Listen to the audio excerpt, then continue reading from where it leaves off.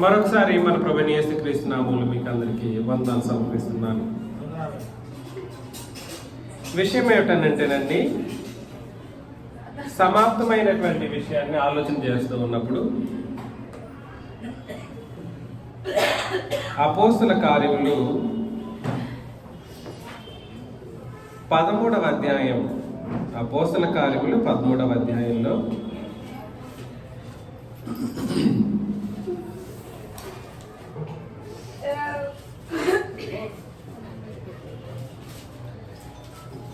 మనకు ఆ 13వ అధ్యాయం అది వంశావళికి సంబంధించిన సంగతులు మాట్లాడడం అనేది మనం చదువుతాం.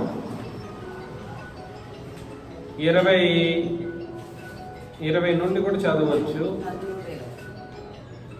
అపోస్తల కార్యములు 13వ అధ్యాయం ఇంచుమించు 450 సంవత్సరములు. అంటే హిస్టరీ మాట్లాడుతూ వస్తూ ఒక సంగతిని తెలియచేయటం ఉద్దేశంగా మాట్లాడటం జరుగుతూ ఉంది.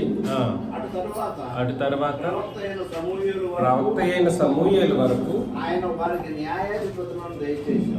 వారికి న్యాయాధిపతులను దయచేసెను. ఆ తర్వాత వారు రాజు కావాలని కోరగా దేవుడు వారికి 40 ఏళ్ల వరకు దయచేసి. ఇప్పుడు 23 వెళ్ళిపోండి. 23 అతని సంతానం నుండి దేవుడు తన వాగ్దానం చొప్పున ఇశ్రాయేలు కొరకు రక్షకులకు యేసును పుట్టించాడు. ఆయన రాకముందు యోహాను ఇశ్రాయేలు ప్రజలందరికీ మారు మనస్సు విషయమైన బాప్తిజం ప్రకటించాడు. ఎవరి కొరకు రక్షకుడు? ఇశ్రాయేలు కొరకు రక్షకుడు. తన పనిని నెరవేర్చుచుండగా నీవెవడమని మీరు తలంచుతున్నారు, నేను ఆయనను కాను, ఇదిగో నా వెనుక ఒకడు వచ్చుతున్నాడు, ఆయన కాళ్ళ చెప్పులు ఇప్పటికైనాను నేను పాత్రులను కానని చెప్పాను. సహోదరులారా, అబ్రహాము వంశస్థులారా, దేవునికి భయపడు వారులారా, ఈ రక్షణ వాక్యం మన పంపబడి ఉన్నది. ఈ రక్షణ వాక్యము ఇక మీదట రక్షణ అనేది సున్నతికి సంబంధించింది కాదు, వాక్యానికి సంబంధించింది. ఈ వాక్యాన్ని వినడం ద్వారా విశ్వాసం ఉంచి రక్షించబడేటువంటి ఒక పరిస్థితి. కాబట్టి భౌతికతను బట్టి కాకుండా ఆత్మ సంబంధమైనటువంటి విధి విధానాలను తెలియచేయటం అనేది ఇక్కడ జరుగుతూ ఉంది. మన యొద్దకు పంపబడి ఉన్నది. యెరూషలేములో కాపురముండు వారును వారి అధికారులను ఆయననైనను ప్రతి విశ్రాంతి దినమున చదవబడుచున్న ప్రవక్తల వచనములనైనా గ్రహింపక ఆయనకు శిక్ష విధించుట చేత. కాబట్టి ధర్మశాస్త్రం అనేది, ధర్మశాస్త్రంలో నెరవేర్పు ఎలా జరిగింది? ప్రభువైన యేసుక్రీస్తుకి శిక్షా విధిని సిలువలో అందించడం ద్వారా ధర్మశాస్త్రము అనేది నెరవేర్చడం కొరకు జరిగింది. అందులో భాగం ఏమిటనంటే, ఈ ప్రతి విశ్రాంతి దినమున చదవబడుచున్న ప్రవక్తల వచనాలను కూడా వాళ్ళు ఏం చేయలేకపోయారు అంటే గ్రహింపకపోయారు. ఆయన యందు ఎందుకు కనబడలేదు? మరణమునకు తగిన హేతువు ఎందుకు ప్రభువైన యేసుక్రీస్తులో కనబడలేదు? ఆయన ఏనాడు పాపము చేసిన వాడు కాడు. మరణం అనేది అంటే మరణ శిక్ష అనేది ఎవరికి వేస్తారు? చాలా చాలా పాపం చేసినటువంటి వారికి మరణ శిక్షను విధిస్తారు.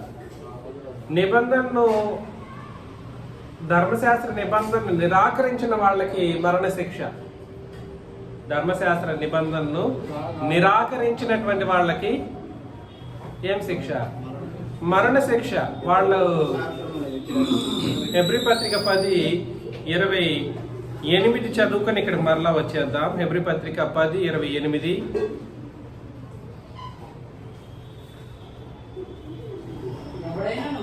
ఎవడైనను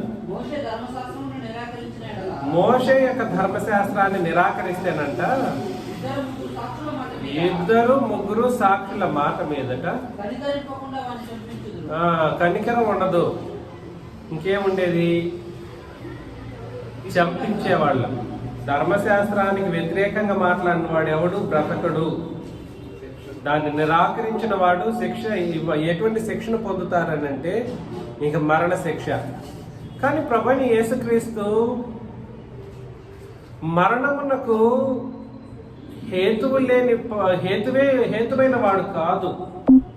మరొకసారి 28 ఇక్కడ 13-28 అపోస్తల కార్యములలో ఆయన యందు మరణమునకు తగిన హేతువేదియు కనబడకపోయినను ఆయనను చంపించవలనని ఎవరు వాళ్ళు అంటే ఇశ్రాయేలీయులు ఆయన్ను చంపించవలనని పిలాతును వేడుకొనిరి.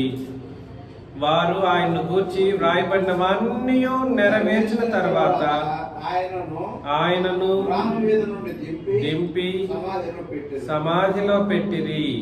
అయితే దేవుడు మృతుల్లో నుండి ఆయనను లేపెను. చాలు. నేనేం చెప్పడానికి ప్రయత్నం చేస్తున్నానంటే ప్రభువైన క్రీస్తు మరణంలో ధర్మశాస్త్రపు సమస్త విధములైనటువంటి ఆజ్ఞలు, ఆయన గురించినటువంటి వాగ్దానాలు, ప్రవచనాలు, ఆజ్ఞలు, వాగ్దానాలు, ప్రవచనాలు, బలులు, అర్పణలు, ఇంకా అందులోని నీతి విధి, అందులో విశ్వాసపు సంగతి, ప్రతి ఒక్కటి కూడా సరే క్రీస్తు యొక్క శిలువలో సమాప్తమైనాయి. అద్భుతమైనటువంటి ఒక విషయం. ఈరోజు మనం దాన్ని డిరైవ్ చేస్తూ ఉన్నాం. ఏంటిది మనం డిరైవ్ చేస్తున్నది? ధర్మశాస్త్రంలో నీతి విధి నెరవేర్చబడి శిలువలో కొట్టివేయబడింది. ధర్మశాస్త్రం పరిశుద్ధమైనది, ఆజ్ఞ నీతి కలిగింది అయినప్పటికీ అది క్రీస్తు యొక్క దానివల్ల పాపం అనేది పెరిగిందే కానీ తగిన దాఖలాలంటూ లేవు. ఆ తర్వాత ఏం జరిగింది? దాన్ని యేసు ప్రభు తన శిలువలో కొట్టివేసినటువంటి పరిస్థితి. అందులో ఆజ్ఞలన్నీ కూడా సరే కొట్టివేయబడ్డాయి. అందులో ఆజ్ఞలన్నీ కొట్టివేయబడిన తర్వాత క్రీస్తుకు సంబంధించిన సమస్త విధములైన ప్రవచనాలు కూడా సరే ఏం చేయబడ్డాయి? నెరవేర్చబడిపోయాయి. ప్రవచనాలు ఏం చేయబడ్డాయి? క్రీస్తుకు సంబంధించిన సమస్త విధములైన ప్రవచనాలు ఏమైపోయాయి? నెరవేర్చబడి అయిపోయాయి. అర్థమవుతుంది కదండి? ఆయన మరణానికి సంబంధించిన సమస్త విధములైన ప్రవచనాలు కూడా సరే నెరవేర్చబడిపోయాయి అన్ని అనే మాట అక్కడ చెప్పడం మనం గమనిస్తాం. అందులో రక్షణకు సంబంధించిన విధి కార్యకలాపాలు, పద్ధతులు, ధర్మశాస్త్రాల్లో రక్షణకు సంబంధించిన కార్యకలాపాలు ఏం చేయబడ్డాయి? నెరవేర్చబడి ఇక మీదట రక్షణ అంటూ ఉంటే రక్షణ వాక్యాన్ని విని రక్షించబడాలే తప్ప సున్నతి పొంది రక్షణ పొందడం అనేది చేయకూడదు. అలాగా ఈ సంగతులన్నింటినీ కూడా సరే మనం చదువుతూ వస్తూ ఉన్నాం. అందులో భాగంగా మనం ఏమైనా ఆలోచన చేశామనంటే ప్రభువైన క్రీస్తు యేసు భూమి మీద బ్రతికినంత కాలం ఏ నిబంధనకు బద్ధుడై బ్రతికారు? ధర్మశాస్త్రమునకు బద్ధుడై బ్రతికారు. మత్తయి సువార్త 5వ అధ్యాయం 17-18, మత్తయి సువార్త 5:17-18 వచనాలు. ధర్మశాస్త్రమునైనను ప్రవక్తల వచనములనైనను కొట్టివేయవచ్చునని మీరు తలంచొద్దు. నెరవేర్చుటకే గాని కొట్టివేయటకు ఆయన రాలేదు. ధర్మశాస్త్ర కాలంలో ఆయన బ్రతికినప్పుడు ఆయన ఏం చేయట్లేదండి. ధర్మశాస్త్రాన్ని దీనికి అనేక ట్విస్టులు, అనేక సిద్ధాంతాలు మానవ జాతి ఏర్పాటు చేసుకునింది. ఆయన కొట్టివేసిన ధర్మశాస్త్రం అంట మోషే నియమించిన ధర్మశాస్త్రాన్ని కొట్టివేశాడంట యేసు ప్రభు.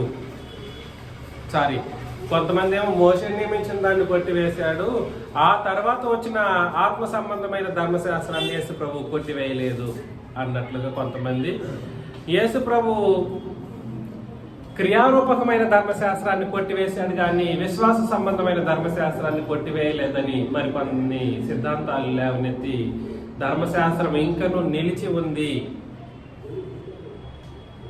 అన్నట్లుగా మనుషులు బోధలు చేశారు. అది సిద్ధాంతమే కానీ దానికి లేఖనాధారాలు ఏమీ లేదు. ఎందుకనంటే ఆయన కొట్టివేసేటప్పుడు ఒక మాట అన్నారు, ధర్మశాస్త్రం అంతయు నెరవేరు వరకు. అంతయు అనంటే ఇక్కడ ధర్మశాస్త్రాన్ని విభజించే అవకాశం ఉందా? ధర్మశాస్త్రం అంతయు నెరవేరు వరకు అందులో ఒక సొన్నయ్యనను ఒక పొల్లైనను ఏం కాదు, తప్పిపోదు.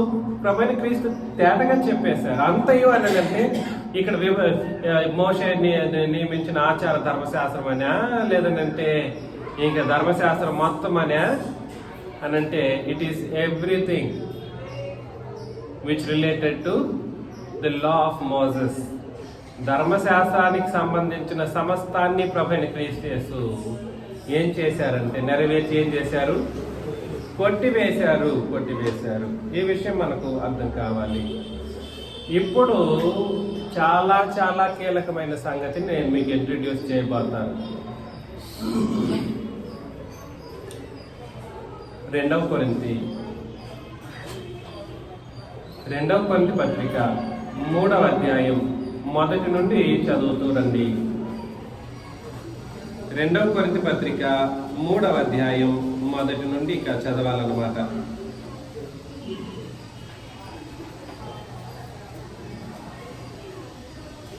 మామూలు మేము తిరిగి మెప్పించుకొని మొదలు పెట్టుకున్నామా? కొందరికి కావలసినట్టుగా మీ యొద్దకైనను మీ యొద్ద నుండి అయినను సిఫారసు పత్రికలు మాకు అవసరమా? మా హృదయాల మీద వ్రాయబడి ఉండి మనుషులందరూ తెలుసుకొనొచ్చు చదువుకొనుతున్న మా పత్రిక మీరే కారా? రాతి పలక మీద కానీ సిరాతో గాని వ్రాయబడక. కాబట్టి ధర్మశాస్త్రం దేని మీద రాయబడింది? రాతి పలక మీద రాయబడింది.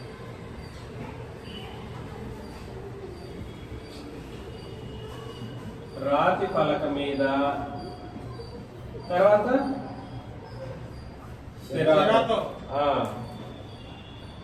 రాయబడిన ధర్మశాస్త్రం అయితే రాయబడింది. మెత్తని హృదయములు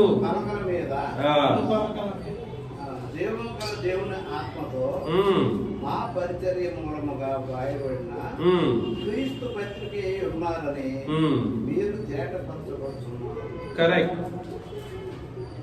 క్రీస్తు ద్వారా దేవుని ఎడల మాకిటి నమ్మకం కలదు.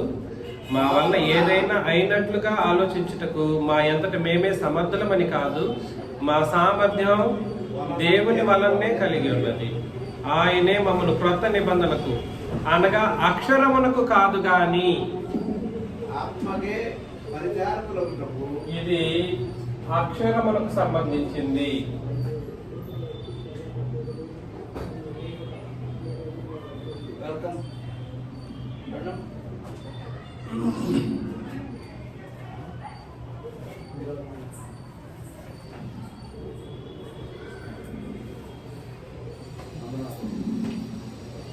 ఆయనే మమ్మల్ని క్రొత్త నిబంధనకు అనగా అక్షరమునకు కాదు కానీ ఆత్మకే పరిచారకులు మగుటకు మాకు సామర్థ్యం కలిగించి ఉన్నాడు. అక్షరం ఏం చేస్తుంది? చంపును గాని ఆత్మ జీవింప చేయును. 7వ వచనంలో చూడండి, అది ఎటువంటి పరిచర్య? మరణ కారణమగు పరిచర్య. మరణ కారణమగు పరిచర్య. రాళ్ల మీద చెక్కబడిన అక్షరములకు. 4 రాళ్ల మీద చెక్కబడిన అక్షరములకు సంబంధించినదైన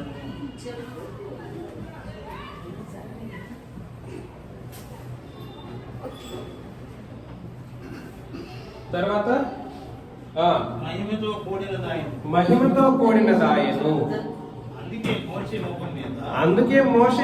ముఖం మీద ప్రకాశించుచుండిన ఆ మహిమ తగ్గిపోవునదైనను ఇశ్రాయేలు అతని ముఖము తేరి చూడలేకపోయేది. ఇట్లుండగా కాబట్టి ఇది ఎటువంటి మహిమ? తగ్గిపోయే మహిమ. తగ్గిపోవు మహిమకు సంబంధించింది. ఏంటిది? ఆ, తర్వాత ఇట్లుండగా ఆత్మ సంబంధమైన పరిచర్య ఉమ్, ఎంత మహిమ గలదయ్యును. ఉమ్. శిక్షావిధికి కారణమైన పరిచర్యే మహిమ కలిగినదైతే ఎటువంటి పరిచర్య? అగైన్ శిక్షావిధికి శిక్షా విధికి కారణమైన పరిచర్య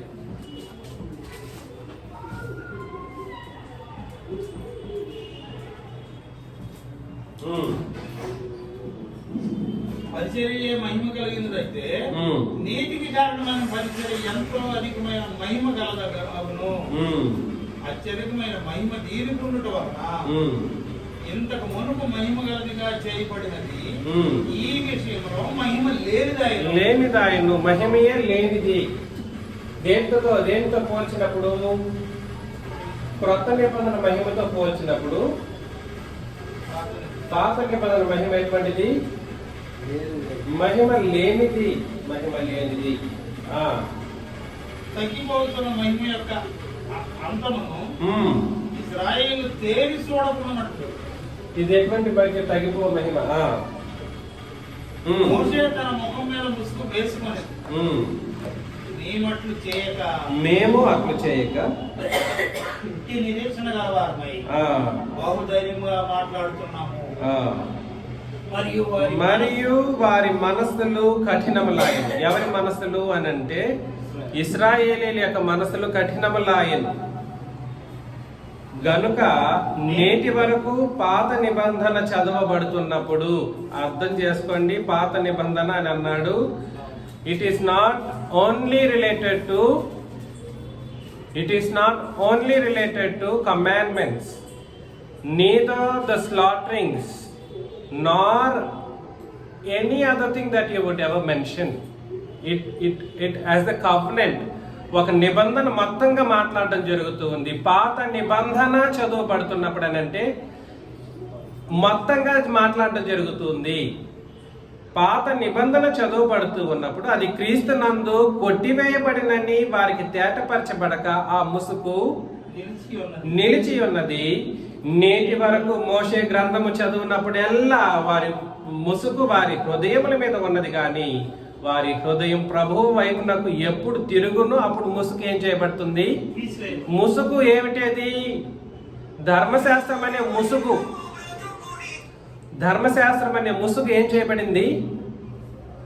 ఏం చేయబడాలి? తీసివేయబడాలి. ఇప్పుడు ఎవడూ కూడా సరే ధర్మశాస్త్రం అనే ముసుగును తీసివేయటానికి కార్యరూపం దాల్చిన వాడిగా కనబడట్లేదు. బోధకుడు అన్నవాడు లేడు. అలాంటి బోధ చేసిన వాళ్ళు అయితే ఇంకా నచ్చట్లేదు మనుషులకి. అయ్యా, ఆయన ప్రాణం పెట్టేటప్పుడు ఇంత కార్యాలు చేశారు. ఏమేమి చేశారు? ప్రాణం పెడుతూ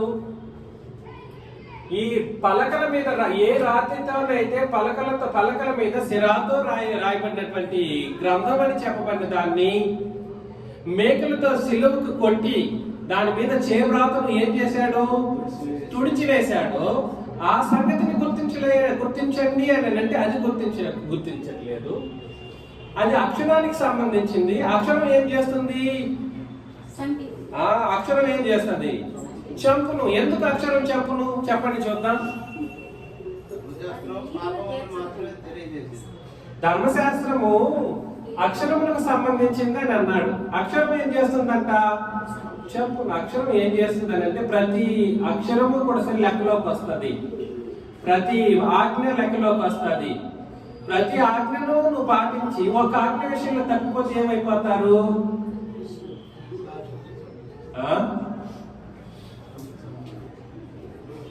యాకోబు 2:10 ఏమన్నాడు?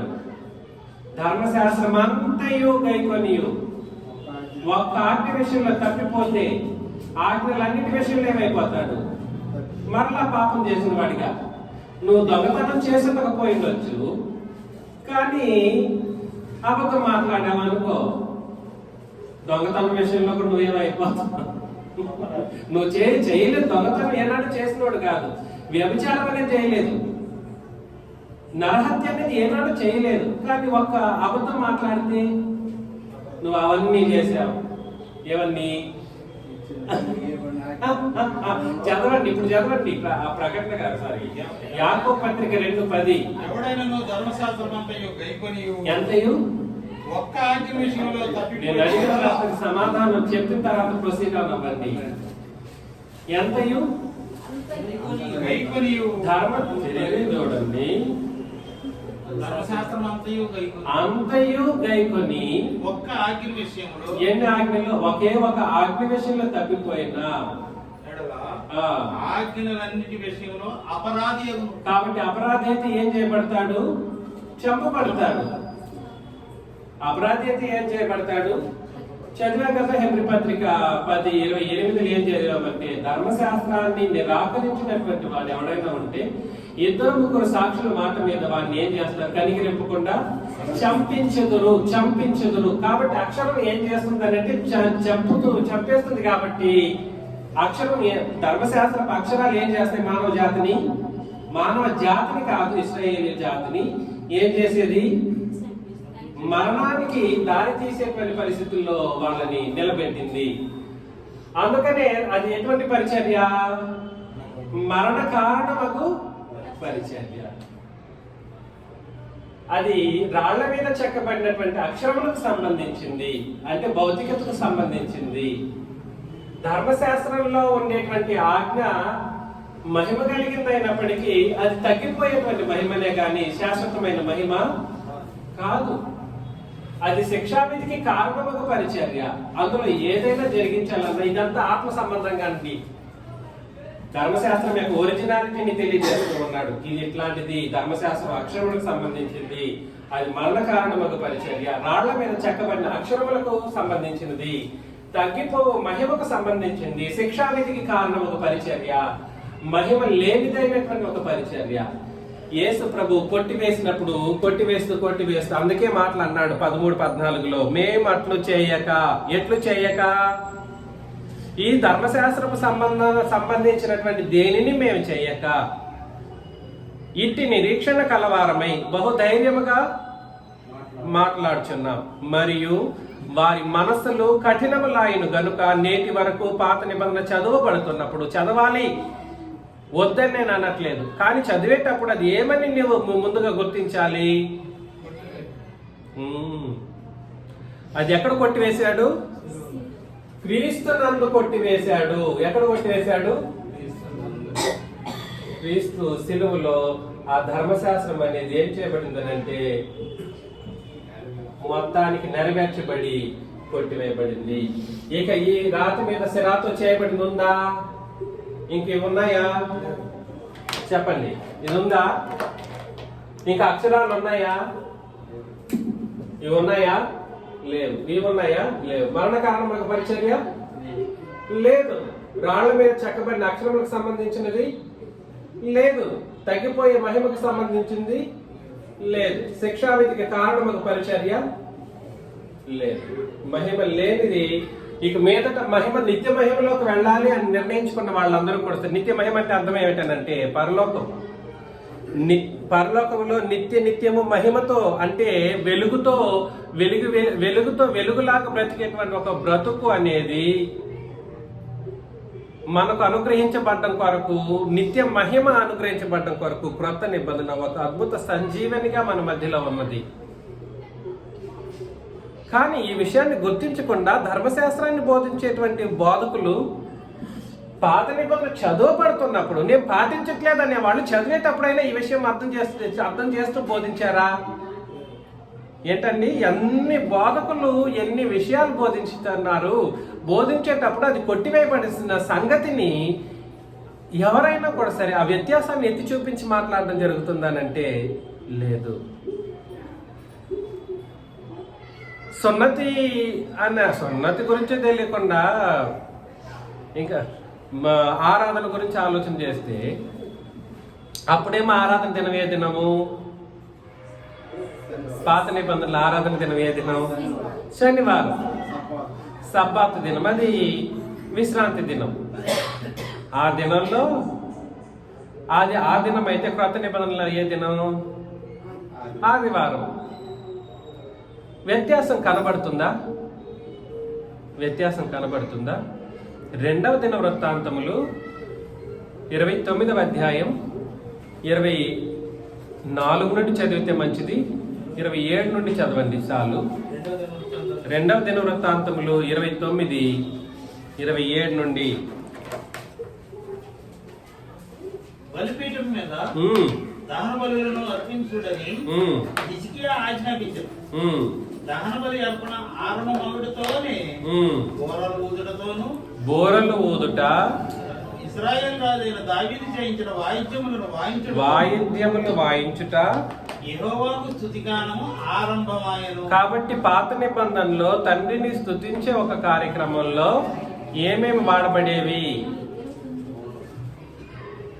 తండ్రిని స్తుతించి గణపరిచి ఆరాధించే సమయంలో వాడబడేటువంటి ఇన్స్ట్రుమెంట్స్ ఏవి? బోరలు, తర్వాత ఇంకో విషయం చెప్తానండి, ఇది మీకు తెలుసో తెలియదు. క్రీస్తు సంఘాలలో బోధించేటువంటి బోధకులంతా కూడా సరే పాత నిబంధనలనంట వాయిద్యములు వాయించమని తండ్రి దేవుడు ఎప్పుడూ చెప్పలేదంట. అది కూడా చెప్తున్నారు. ఎలాగా? పాత నిబంధనలో కూడా తండ్రి దేవుడు వాయిద్యాలు వాయించమని ఆజ్ఞ ఇవ్వలేదు అన్నట్లుగా చెప్తూ ఉన్నారు. అది తప్పు. పాత నిబంధనలో తండ్రిని దేవుడే కోరాడు. ఏమని? పాటలు పాడేటప్పుడు బోరలు ఊదమన్నాడు. స్తుతిగానం చేసేటప్పుడు, పాటలు పాడేటప్పుడు బోరలు ఊదాలి. అదేవిధంగా వాయిద్యములు వాయించాలి. బోరలు, ఇది బోరలకు సంబంధించింది, వాయిద్యాలకు సంబంధించిన ఆరాధన. చదివేసి కంటిన్యూ చేయండి. యెహోవాకు స్తుతిగానము ఆరంభమాయెను. అంతసేపును సర్వ సమాజం ఆరాధించుచుండెను. పాత నిబంధన ఆరాధనలో ఏముండేవి? బోరలోదటం, వాయిద్యాలు వాయించడం అనేటువంటి ఒక కార్యక్రమం జరిగింది. గాయకులు పాడేవాళ్ళు, నాదాలు చేసేవారు. దహన బలి అర్పణ సమాప్తి వరకు ఇదంతా జరుగుతుండెను. ఏది జరిగేంత వరకు ఆరాధనలో మరొక ముఖ్యమైన అంశం ఏమిటంటే దహన బలి.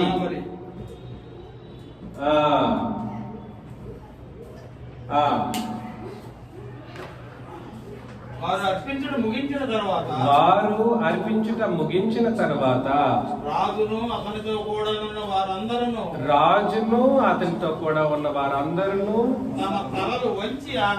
తమ తలలు వంచి ఆరాధించిరి. కూర్చోండి, ఇక్కడ కూర్చోండి, చైర్ మీద కూర్చోండి. దయచేసి ఈ సంగతి మనకు అర్థం కావాలి. పాత నిబంధనలో ఆరాధన పద్ధతి అనేది వేరు. ఆ పాత నిబంధన ఆరాధన పద్ధతిలో జరిగే కార్యకలాపాలు ఇక్కడ తేట తెల్లంగా రాయబడింది. ఆ పాత నిబంధన ఆరాధనలో జరిగే కార్యక్రమాలు ఏమిటనంటే కొంతమంది కాదు, దాదాపు నేను విన్నంత వరకు కూడా సరే పాత నిబంధనలో తండ్రిని ఆరాధించేటువంటి పరిస్థితుల్లో చాలా మంది ఏం చెప్పారంటే దేవుడే పాత నిబంధనలో వాయిద్యాలు వాయించమని కోరలేదు అని కూడా చెప్పారు. కోరలేదుగా, ఆయన కోరాడు. వాయిద్యాలు, పిల్లల బ్రోవి, ఇట్లాంటి బోరలు. కాకపోతే ఊదే వాళ్ళు ఎవరు? ఇవన్నీ వాయించే వాళ్ళు ఎవరు? లేవీలు. దానికి ప్రత్యేకించి మా పైన నుండి మీరు 24 నుండి చదివితే దాన్ని ఊదడానికి లేవీలు మాత్రమే పనికొస్తారన్నమాట. ఎందుకంటే వాళ్ళు కదా యాజకులు. పాత నిబంధనలు యాజక సమూహం వాళ్ళు ఎవరండి? లేవి కుటుంబీకులు. లేవి కుటుంబీకుల్లో మొదట పుట్టిన కుమారులు మాత్రమే దేవుని ఆరాధన జరిగించే కోణంలో ఎన్నుకొనబడినటువంటి మనుషులుగా ఉంటారన్నమాట. ఆ మాట కూడా అక్కడ ఉంటది. చదువుతారు 24 నుండి. ఇశ్రాయేలు అందరి కొరకును దహన బలియు పాప పరిహార బలియు అర్పింపబడినని రాజు ఆజ్ఞాపించుండెను గనుక ఇశ్రాయేలు అందరి నిమిత్తము ప్రాయశ్చిత్తము చేయుటకై బలిపీఠం మీద వాటి రక్తము పోసి పాప పరిహార బలి అర్పించిరి. మరియు దావీదును దావీదు రాజుకు దీర్ఘదర్శి అయిన గాదును ప్రవక్త అయిన నాతానును చేసిన నిర్ణయం చొప్పున యెహోవా మందిరములో తాళములను స్వరమండలమును సితారాలను వాయించుటకై అతడు లేవీయులను ఏర్పాటు చేశాడు. చూసారా ఎవరిని ఏర్పాటు చేసుకున్నాడు? లేవీయులను ఏర్పాటు చేశాడు. ఇప్పుడు వాయిద్యాలు వాయించాలి అనే ఒక కోణంలో ఎవరైనా చేసినా అది పాత నిబంధన అనే విషయం గుర్తించకపోతే ఇంకెవరిని తీసుకురావాలి? లేవీలు తీసుకురావాలి. లేవీలు ఎక్కడున్నారు? ఇప్పుడున్నారా లేవీలు? యూదులు ఉన్నారా? ఏమని చదివాం మనం?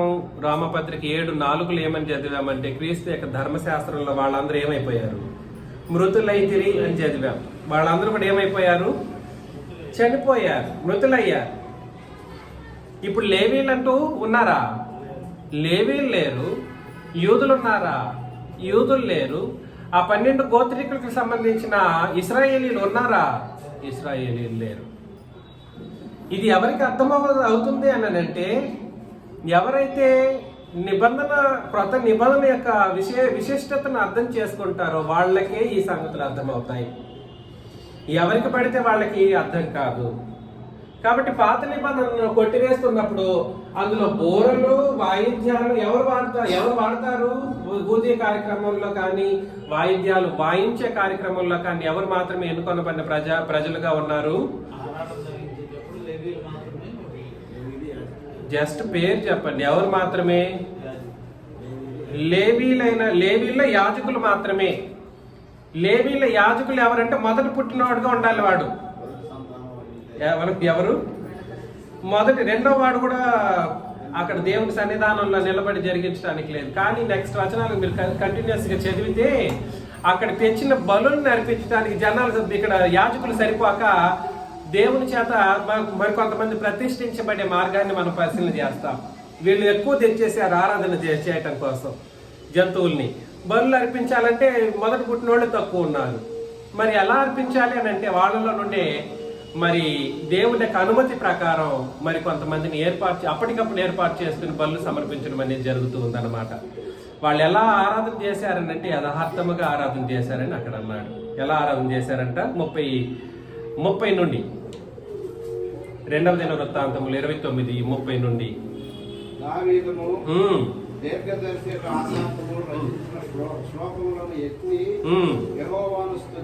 యెహోవాను స్తుతించుడని 34 నుండి చదివేసేయండి. 34 నుండి. ఎలాగా? యాజకులు కొద్దిగా ఉన్నందున ఒలవలేకపోగా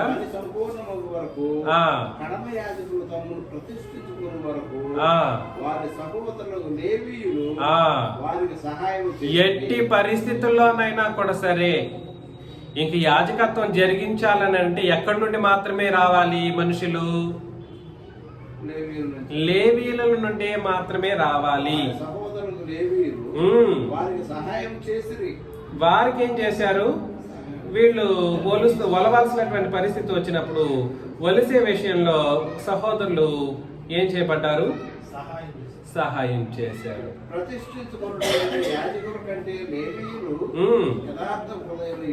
చూసారా? యాజకుల కంటే వీళ్ళు ఎవరు? అప్పటికప్పుడు ప్రతిష్ఠించుకొని ఏర్పాటు చేయబడ్డారు. చూడండి వీళ్ళు ఎలా ఉన్నారంట? యథార్థ హృదయులు అయి ఉండిరి. సమాధాన బలి పశువుల కొవ్వును, దహన బలి పశువులను, ఏర్పడిన పానార్పణలను సమృద్ధిగా ఉండేను. చాలండి. ఇప్పుడు చూడండి హెబ్రీ పత్రిక 7వ అధ్యాయంలో హెబ్రీ పత్రిక 7:11 నుండి ఆ లేవీయులు యాజకులై ఉండగా, చూడండి మరలా చెప్తున్నాను, పాత నిబంధనలో యాజకులు ఎవరు మాత్రమే? లేవీయులు మాత్రమే. ఆ లేవీయులు యాజకులై ఉండగా ప్రజలకు ధర్మశాస్త్రం ఇవ్వబడిను. ఏ నిబంధన ఇవ్వబడింది? పాత నిబంధన ఇవ్వబడింది. ఆ యాజకుల వల్ల సంపూర్ణ సిద్ధి కలిగిన ఎడల అహరోను క్రమంలో చేరిన వాడని చెప్పబడక మెల్కీసెదెకు క్రమము చొప్పున వేరొక యాజకుడు రావాల్సిన అవసరమేమి? ఇది కాక యాజకులు మార్చబడిన ఎడల ఆవశ్యకముగా యాజక ధర్మము సహాయం చేయబడుతుంది. కాబట్టి యాజకుడు ఎప్పుడు యాజకుడు అయ్యాడు? యేసుక్రీస్తు సిలువ నుండి యాజకుడు కానీ సిలువకు ముందు యాజకుడు కాదు.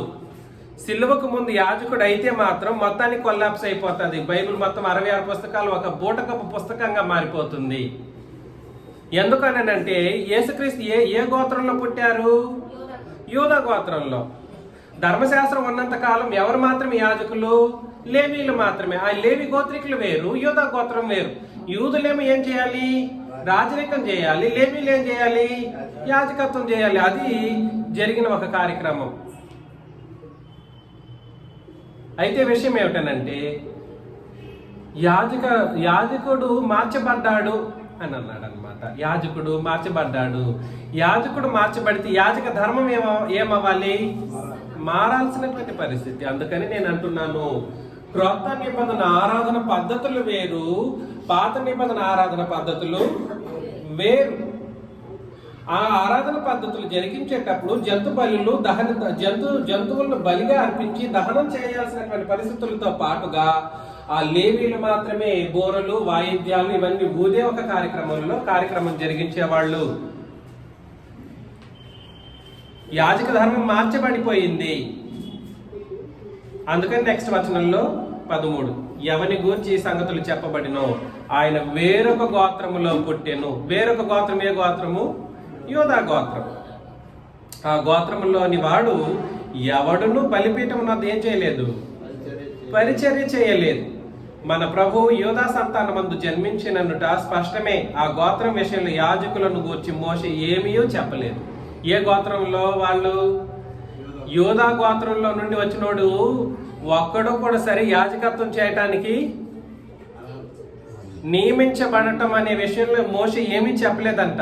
అంటే అర్థం ఏంటంటే ధర్మశాస్త్రం ఉన్నంత కాలం యేసు ప్రభువు కూడా ఏం చేయలేదని అర్థం. యాజకత్వం అయితే చేయలేదు. నెక్స్ట్, మరియు శరీరానుసారంగా నెరవేర్చబడు ఆజ్ఞగల ధర్మశాస్త్రమును బట్టి కాక నాశనము లేని జీవమునుకున్న శక్తిని బట్టి నియమింపబడి. అంటే యేసు ప్రభు యొక్క ప్రధాన యాజకత్వం అనేది ఏ నియమం బట్టి జరిగింది? ధర్మశాస్త్రాన్ని బట్టా లేదా నాశనం లేని జీవనుకున్న శక్తి అనగా క్రొత్త నిబంధన శక్తిని బట్టి నియమించబడ్డా? నాశనము లేని జీవమునుకున్న శక్తిని బట్టి నియమింపబడి మెల్కీసెదెకును పోలిన వాడై వేరొక యాజకుడు వచ్చి ఉన్నాడు. కావున మేము చెప్పిన సంగతి మరింత విశదమైంది, కానీ మనుషులకి ఎందుకు ఇంకా విశదం కాలేకపోయింది? అసలు పాత నిబంధన లేకపోతే కుదరదు కదా అంటాడు. ప్రతి ఒక్కడు నాకు వ్యాజ్యమే ఈ ప్రపంచంతో, ఈ మనుషులతో. వ్యాజ్యం అంటే సాదాసీదా వ్యాజ్యాలు కావు. మూలోపదేశం బోధించుకుంటే యేసుక్రీస్తు ఎలా పరిచయం చేయబడతాడు అంటాడు ఒకడు. మూలోపదేశం అంటే ధర్మశాస్త్రానికి వెళ్ళి యేసు ప్రభువుని పరిచయం చేయాలంట. పాత నిబంధన బోధించకుండా కుదరదు అన్నట్లుగా చాలా మంది కాదు, 99% of the world is in the same way, including the denominational church of Christ. క్రీస్తు సంఘం కూడా ఒక మత శాఖగా మారిపోయింది. ఇప్పుడు క్రీస్తు సంఘం అని చెప్పుకుంటున్నారు కానీ పేరుకి even they belong to the denominational church of Christ అన్నమాట. అది కూడా ఒక శాఖ, మత శాఖగా మారిపోయింది. కారణం ఏమిటంటే యాజకత్వం అనేది ఏం చేయబడింది? యాజకత్వము మార్చబడింది. ఈ సంగతి ఎప్పుడు మార్చబడింది? ధర్మశాస్త్రం ఉన్నప్పుడా? దయచేసి ఈ విషయం గుర్తించండి. శిలువలో ప్రభువైన క్రీస్తు యేసు తన ప్రాణం పెట్టినప్పుడు ధర్మశాస్త్రం కొట్టివేతతో యాజక ధర్మం కూడా సరే, పాత నిబంధన యాజక ధర్మం ఏమైంది?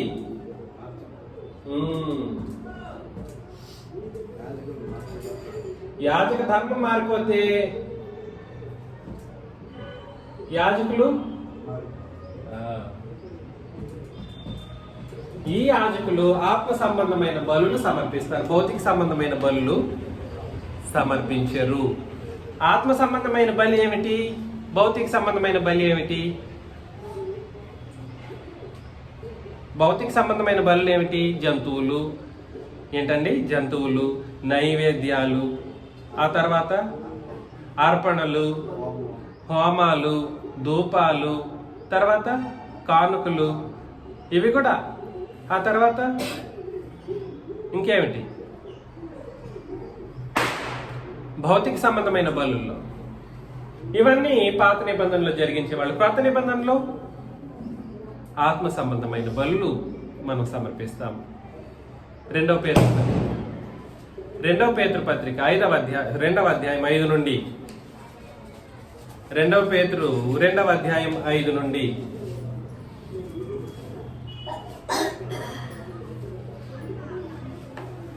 మరియు ఆయన పూర్వకాలమందున లోకమును విడిచిపెట్టక భక్తిహీనుల సమూహం మీదకి జలప్రళయమును రప్పించినప్పుడు 2 పేతురు 2:5 నుండి అదే. మొదటి పేతురు 2:5 నుండి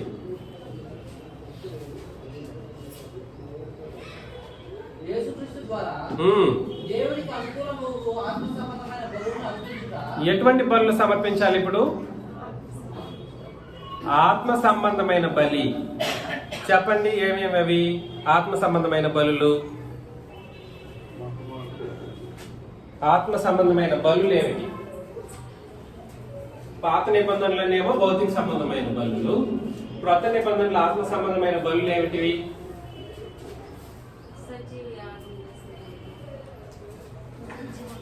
శరీరాన్ని ఎలా సమర్పించాలి? సజీవ యాగముగా సమర్పించేయడం ఆత్మ సంబంధమైన బలి. ఈ శరీరాన్ని సజీవ యాగంగా దేవునికి సమర్పించే కోణంలో మనం పనిచేయాలి. అది ఎలాగా? ఈ శరీరాన్ని దేవునికి సజీవ యాగంగా సమర్పించబట్టి ఎలాగా? శరీరాన్ని సజీవ యాగంగా అంటే అర్థం ఏమిటంటే ఈ శరీరంలో మనం పాపం లేకుండా బ్రతకాలి, దేవుని కొరకు బ్రతికే ఏ కార్యక్రమం చేసినా దేవుని కొరకు పని చేసేటట్లుగా ఈ శరీరాన్ని మనం వాడాలి. దాన్ని ఏమంటారంటే ఈ శరీరాన్ని సజీవ యాగముగా దేవునికి సమర్పించే ఒక కార్యక్రమం. హెబ్రీ పత్రిక 13:15లో ఎటువంటి బలులు? ఆత్మ సంబంధమైన బలుల్లో రెండవది ఏమిటి? జిహ్వా ఫలం లేదా స్తుతి యాగం. స్తుతి యాగం అంటే పాత నిబంధనల ప్రకారం కాదు. పాత నిబంధనలనైతే స్తుతి యాగం ఎలా సమర్పించేవాళ్ళు? బూరలు, తర్వాత వాయిద్యాలు వాయించేవాళ్ళు. ఇప్పుడు చదివేసేది కాబట్టి హెబ్రీ పత్రిక ఎల్లప్పుడూ స్తుతి యాగం చేయడము అనగా ఆయన నామమును ఒప్పుకొనుచు జిహ్వా ఫలమును అర్పించుదు. చూసారు? మనం ఇప్పుడు స్తుతి యాగం చేసేటప్పుడు ఏది మాత్రమే ఉపయోగించి పాడాలి, అర్పించాలి? జిహ్వా ఫలం. జిహ్వా ఫలం అంటే అర్థం ఏమిటండి? నాలుక ద్వారా మాత్రమే వాయిద్యాలు. అదేంటి? దావీదు డాన్స్ చేశాడు, డ్రెస్ లేకుండా కూడా చేశాడు, అన్ని కార్యక్రమాలు చేశాడు అని అంటే అది ఏ నిబంధనకు సంబంధించింది? ఏ నిబంధన అండి? పాత నిబంధన ఇంకా ఉందా? చెప్పండి. ఆరాధన పద్ధతి ఇంకా ఉందా?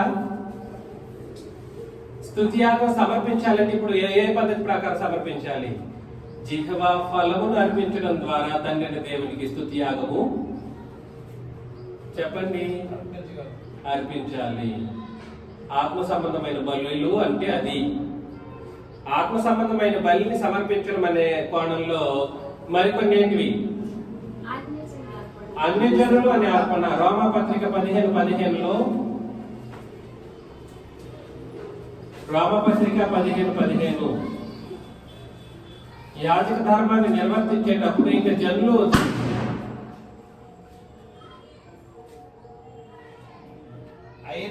అయినను అన్యజనులు అనే వాళ్ళని అర్పణగా తీసుకొచ్చి పరిశుద్ధాత్మలను పరిశుద్ధపరచబడి ప్రీతికరమైనట్లు నేను సువార్త విషయమై యాజక ధర్మం జరిగింది. కాబట్టి ఈ యాజక ధర్మంలో నువ్వు అర్పించవలసిన ఆత్మ సంబంధమైన అర్పణ ఏమిటి?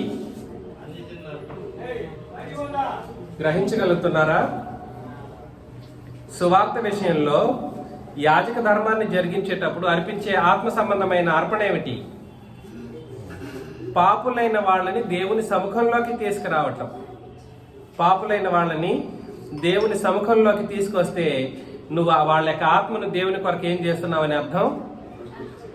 అర్పిస్తున్నావు అని అర్థం అన్నమాట. కాబట్టి నేను బ్రతికి నేను పరిశుద్ధపరచబడ్డాను, నా కుటుంబం సంతోషంగా ఉంది, నా కుటుంబం కూడా రక్షించబడింది అనుకుంటే కుదరదు. నువ్వు ఈ క్రీస్తు రక్తం చేత కడుగబడితే నువ్వు యాజకుడివి, యాజకురాలువి. క్రీస్తు రక్తం చేత కడుగబడితే యాజకులు, పరిశుద్ధ యాజకులు అనేటప్పుడు యాజకులు ఏం చేయాలని అంటే, పాత నిబంధనలో భౌతిక సంబంధమైన బలులు సమర్పించేవాళ్ళు. క్రొత్త నిబంధనలు ఎటువంటి బలులు? ఆత్మ సంబంధమైన బలులు. ఈ ఆత్మ సంబంధమైన బలులు మానవ కంటికి కనబడవు. మానవ కంటికి కనబడని బలులా? ఎస్, మానవ కంటికి కనబడని బలులు. అదే కదా మనం ఆలోచన చేస్తున్నాం. నువ్వు పాట పాడుతూ ఉన్నప్పుడు నీ రాగం వినబడుతుందే కానీ దాన్ని అర్థం గ్రహించగలిగే పరిస్థితిలో ఉంటుందేమో కానీ అది భౌతిక సంబంధమైన బలిగా అర్పించబడేటువంటి కోణంలో ఉండదు. మ్యూజికల్ ఇన్స్ట్రుమెంట్స్ అది భౌతికమైనది. అందుకే 1 కొరింథీ 13:1 ఏమన్నాడంటే, ఇన్స్ట్రుమెంట్స్ గురించి మాట్లాడుతూ ఏమన్నాడు? 13:1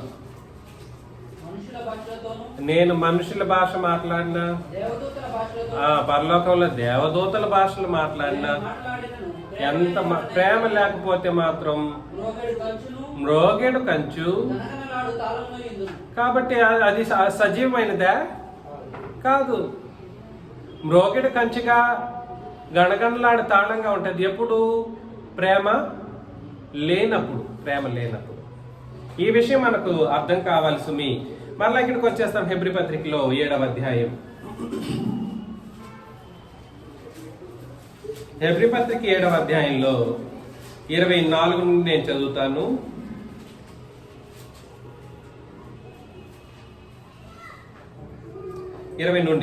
చూడండి. మరియు ప్రమాణం లేకుండా యేసు యాజకుడు కాలేదు. ఆయన మరీ శ్రేష్టమైన నిబంధనకు పూట కాపాయను. శ్రేష్టమైన నిబంధన క్రొత్త నిబంధన. వారైతే ప్రమాణం లేకుండా యాజకులు అగుదురు గాని, ఈయన నీవు నిరంతరం యాజకుడు అయి ఉన్నావని ప్రభు ప్రమాణం చేసిను. ఆయన పశ్చాత్తాపపడడు అని ఈయనతో చెప్పిన వాని వలన ప్రమాణపూర్వకంగా యాజకుడు ఆయను. మరియు ఆ యాజకులు ఎవరు? లేవి యాజకులు మరణం పొందుట చేత ఎల్లప్పుడూ ఉండ సాధ్యం కానందున అనేకులైరు గాని, ఈయన నిరంతరము ఉన్నవాడు గనుక మార్పు లేని యాజకత్వం కలిగిన వాడాయను. ఆ యాజకత్వం ఎటువంటిది? మనిషికి మారుతా ఉంటది. ఎందుకంటే మనిషి ఏమైపోతాడు? ఒక 70 సంవత్సరాలు అయితే ఏమవుతాడు?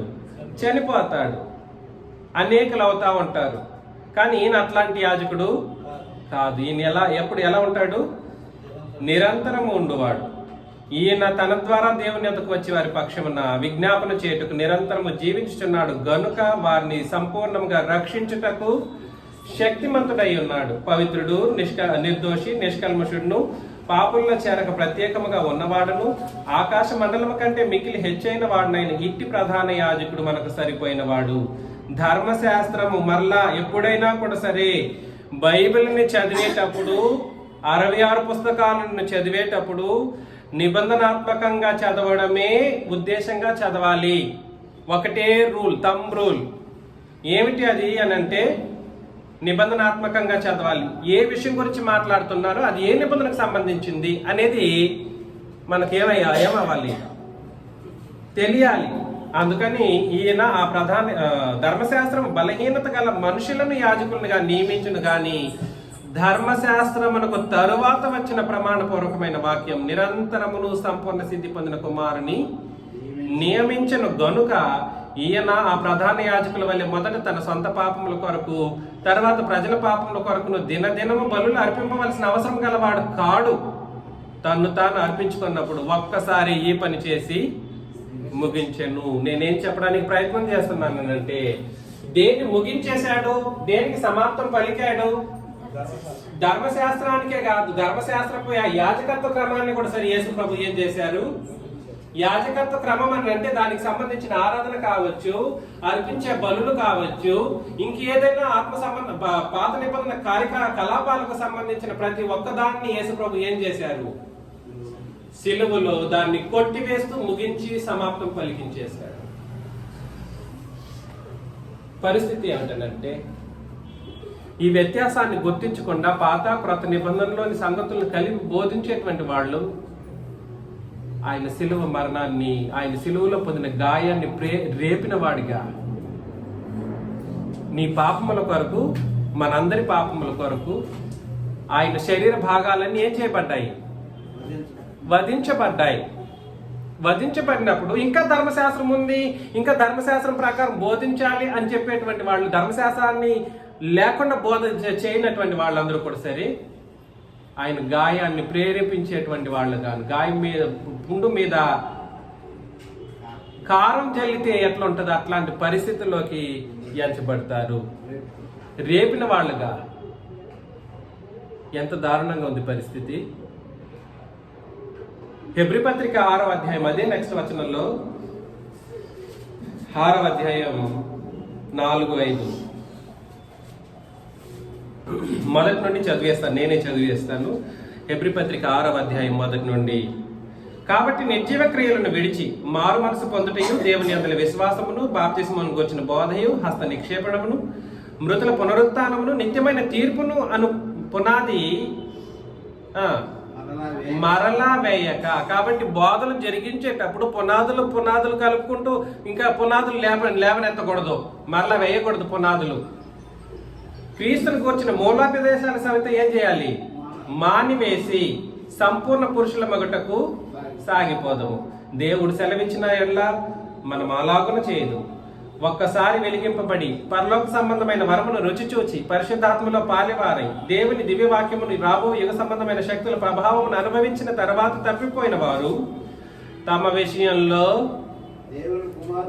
దేవుని కుమారుని మరలా, కాబట్టి ఆల్రెడీ సిలువ వేసి ధర్మశాస్త్రాన్ని కొట్టివేసిన తర్వాత ఇంకా దాన్ని పునాది కలిపేవాడిని ఏం చేసేవాడిగా ఉంటాడు? చెప్పండి. ధర్మశాస్త్రాన్ని కొట్టివేసి అయిపోయిన తర్వాత, అది ముగించబడిన తర్వాత, తను తాను అర్పించుకుంటున్నారు, ఒకటేసారి జరిగించి ముగించను అన్నప్పుడు ఇంకనూ దాంట్లో ఉన్నటువంటి సంగతులను ఉన్నాయి అన్నట్లుగాను ఇంకా దేనికో ఉపయోగించి బోధించేటువంటి మానవ జాతి ఏం చేస్తుందని అంటే, దేవుని కుమారుని మరలా సిలువ వేసి బాహాటముగా ఆయన అవమానపరచుచున్నారు గనుక మారు మనసు పొందినట్లు అట్టి వారిని మరలా నూతన పరచుట ఇంకా కుదరదు. అవసరమైతే మా వాళ్ళే మన మీద కేసులు వేస్తారు, ఇంకేదైనా చేస్తారు. Anything they might do. నేను ప్రేమతో హెచ్చరిస్తున్న విషయం ఏమిటంటే, ఒప్పుకోనోడిని మనం పక్కన పడేసేయాలి, అంతే నేను చెప్పేది. ఇంకా వీ కాంట్ టేక్ రెస్పాన్సిబిలిటీ. చెప్పడం మన బాధ్యత.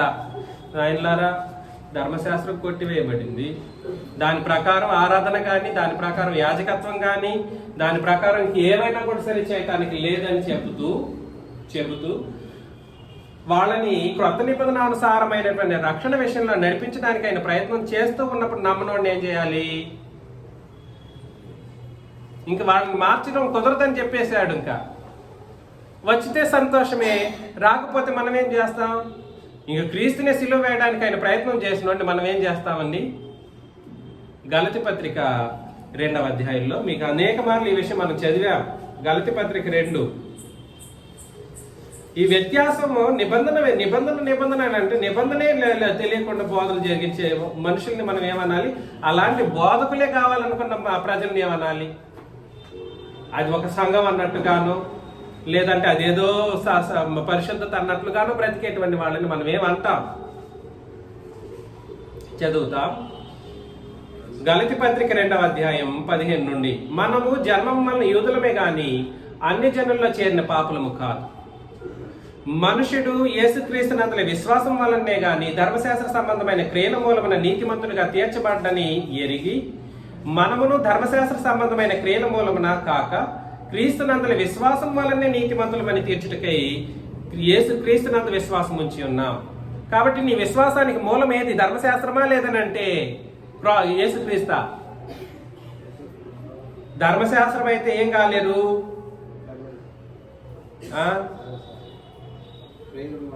ధర్మశాస్త్రం అయితే ఏం కాలేరు, విశ్వాసులు కాలేరు. విశ్వాసం నీకు దేన్ని బట్టి విశ్వాసం కలిగింది? క్రీస్తుని బట్టి కలగాలి అంటే క్రొత్త నిబంధన దగ్గరికి రావాలి. నేను పాత నిబంధన చదువుకొని క్రీస్తుని నమ్ముకున్నానంటే కుదిరేది కాదు. ధర్మశాస్త్ర సంబంధమైన క్రియల మూలమున ఏ శరీరియు నీతిమంతుడని తీర్చబడ్డు కదా. కాగా మనము క్రీస్తునందు నీతిమంతులమని తీర్చబట్టుకు వెదుకుచుండగా మనము పాపులముగా కనబడిన ఎడల ఆ పక్షమందు క్రీస్తు పాపమునకు పరిచారకుడు ఆయన అట్లా అనరాదు. 18 చదవండి. 1:18. నేను పడగొట్టిన వాటిని కట్టిన ఎడల నన్ను నేనే అపరాధినిగా కనబరుచుకుందును కదా. కాబట్టి పడగొట్టినది ఏమిటి? ధర్మశాస్త్రాన్ని. క్రీస్తు తన సిలువలో ఆ పాత నిబంధన గోడను ఏం చేశాడు? పాత నిబంధన ద్వేషాన్ని ఏం చేశాడు? పడగొట్టేశాడు అన్నప్పుడు పడగొట్టిన దాన్ని ఏం చేస్తున్నారు మనుషులు ఇప్పుడు? అబ్బా అది లేకపోతే ఇది ఎట్లా వస్తుంది అంటాడు. ఈ లాజిక్స్ యూస్ చేస్తారు చూడండి. లాజిక్స్ యూస్ చేస్తారు. ఆ లాజికల్ లో కూడా ఇల్లాజికల్ అనేది కనబడతాం. ఇల్లాజికల్ లాజిక్స్ యూస్ చేసేసి అది లేకుండా ఇది లేకుండా అది అట్లా ఇదంతా the people should keep aside all of these. దీన్ని ఏమంటారంటేనండి, నాస్టిసిజానికి దాదాపు దగ్గరలో ఉన్న సిద్ధాంతం అంటారనమాట. నాస్టిసిజం అని అంటారు కదండి. నాస్టిసిజం అంటే ఏ దేవుణ్ణి నమ్మరు వాళ్ళు, నాస్తికులు. ఏ దేవుడుని వాళ్ళు నమ్మరు. దానికి దగ్గర సంబంధులు వీళ్ళు. నేను పడగొట్టిన వాటిని మరలా కట్టిన ఎడల నన్ను నేనే అపరాధినిగా కనపరుచుకోదును కదా. నేనైతే దేవుని విషయమై జీవించిన నిమిత్తం ధర్మశాస్త్రం విషయమై చచ్చిన వాడనైతిని. నేను క్రీస్తుతో కూడా సిలువ వేయబడి ఉన్నాను. ఇకను జీవించేవాడును నేను కాను, క్రీస్తే నా యందు జీవించుచున్నాడు. నేను ఇప్పుడు శరీరమందు జీవించుచున్న జీవితం నన్ను ప్రేమించి నా కొరకు తన్ను తాను అప్పగించుకున్న దేవుని కుమారుని అందులో విశ్వాసం వలన జీవించుచున్నాను. కాబట్టి నీ విశ్వాసానికి మూలం యేసుక్రీస్తు మరణం వలన కలిగిన క్రొత్త నిబంధన, లేదంటే ధర్మశాస్త్రమా? నువ్వు దేన్ని బట్టి నమ్ముకున్నావు క్రీస్తుని? పడగొట్టబడిన దాన్ని బట్టి క్రీస్తుని నమ్మానంటే you will be directly sent out to ఎక్కడికి? హెల్. నేను దేవుని కృపను 21 చాలా ఇంపార్టెంట్. నేను దేవుని కృపను నిరర్ధకం చేయను. నీతి ధర్మశాస్త్రం వలనదైతే ఆ పక్షమందు క్రీస్తు చనిపోయినది ఏమైపోతుంది? అబ్బా, ఇంతకు మించి నేనేం చెప్పగలను?